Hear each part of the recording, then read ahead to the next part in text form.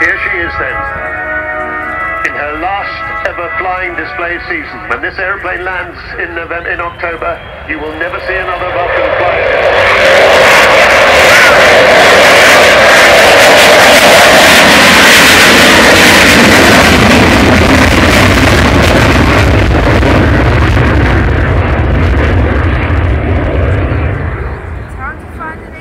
Starting at about 160 knots, 184 miles an hour, and accelerating up to 300 knots. And pulling away off to our left to come straight in from the far side of the airfield. And the noise there coming from 4 Rolls-Royce Bristol Olympus engines, 202 engines, 16,500 pounds of static thrust each, total of about 65,000. The same engine, a later model, was the engine that powered Concorde. Of course, the Concorde ones had reheat. This is not a supersonic aeroplane, the Vulcan, but if you look at the shape, and if you extend that shape by about 1 3/4, you do actually get recognisably Concorde. The shape that was to become Vulcan, first drawn on a scruffy piece of paper in 1946 by the man who designed the fantastic Lancaster, Roy Chadwick. He died in 1947 in a crash, and he never saw his brilliant design fly. Nor did he see it become the first successful operational delta-wing aircraft in the world, rather like R.J. Mitchell not seeing his Spitfire into RAF service. So watch now as Bill Ramsey takes the aircraft into a spiral climb.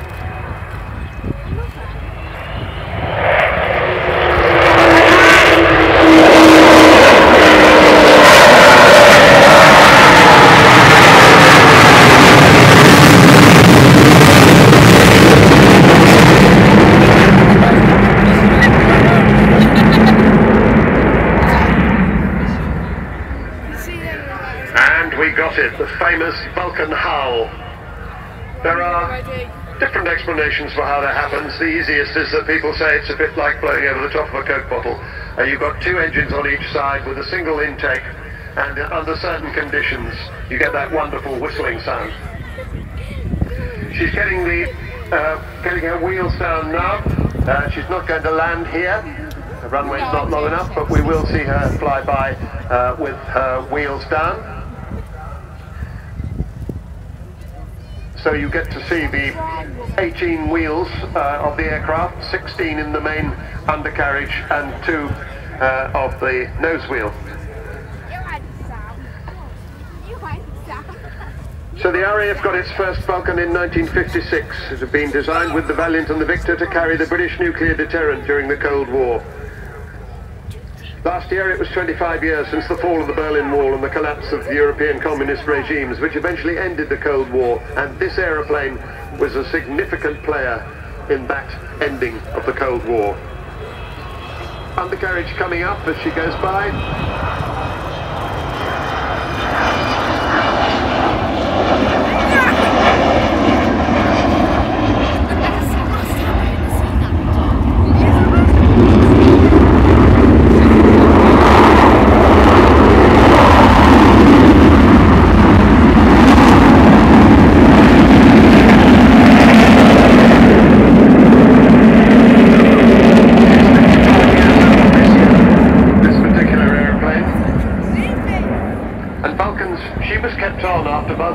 Went out of service as part of the Vulcan display flight, because then, as now, everybody loved her so much they wanted her to keep on flying as a display aircraft. And she finally retired from the RAF in 1993. Now as she comes by this time, watch for the bomb doors opening, and you'll see that capacious bomb bay that carried 21 1,000-pound bombs. So Jonathan Lazari, the AEO, is opening the bomb bay as she goes by. And that, of course, is the heart of the bomber. And that was the bomb load that Martin Withers, sitting in the right-hand seat today, took the more than 7,000 miles down to the Falkland Islands from Ascension Islands, 7,000 miles round trip. He was supported by 11 Victor tankers, and he had 18 refuelings in order to get that bomb load to the Falkland Islands and bomb the runway at Port Stanley. He dropped all 21 1,000-pound bombs, and they hit the runway with 2, and that was about par for the course, because these were dumb wartime bombs. if you wanted to make sure of hitting a point target, you had to have lots of overkill. So they did what they were supposed to do, and they eventually got back. Martin Withers was awarded the DFC, and it was a turning point in the Falklands War.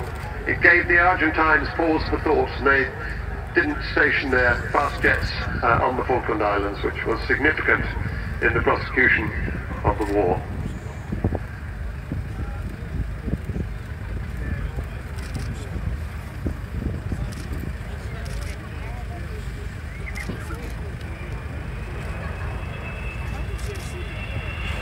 Bombay doors closed now.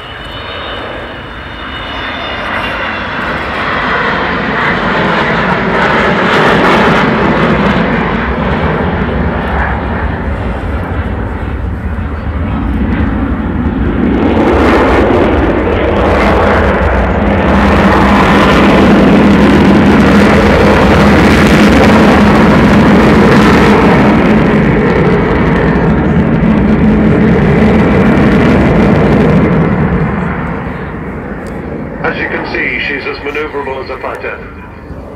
After she left the RAF, nobody thought we'd ever see a Vulcan fly again, but they didn't. They counted without two people in particular, but lots of others. David Walton, who bought this aeroplane, and all the spares, and Dr. Robert Fleming, who eventually formed what is now the Vulcan to the Sky Trust.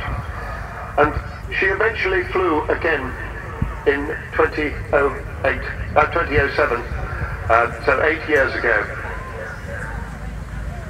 Been an extraordinary, there's always been the problem of money, and now this has become her last year because the three technical authority companies that have to be by regulation looking after her, or rather not looking after but certificating her, have decided that they can't afford to support her anymore.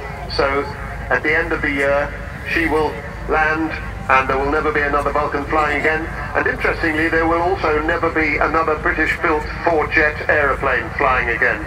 That's how significant she is. But she's going to have a fantastic season this year. Lots of exciting dates already lined up.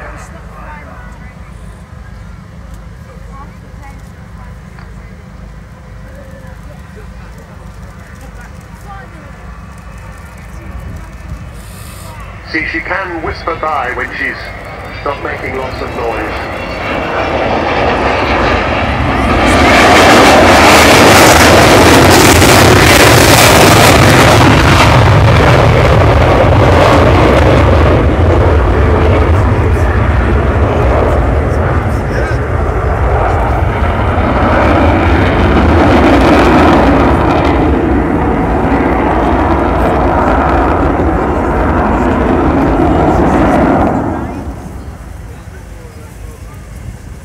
Well, Bill Ramsey has done a slightly different display, but I rather fear that was the last pass. And so,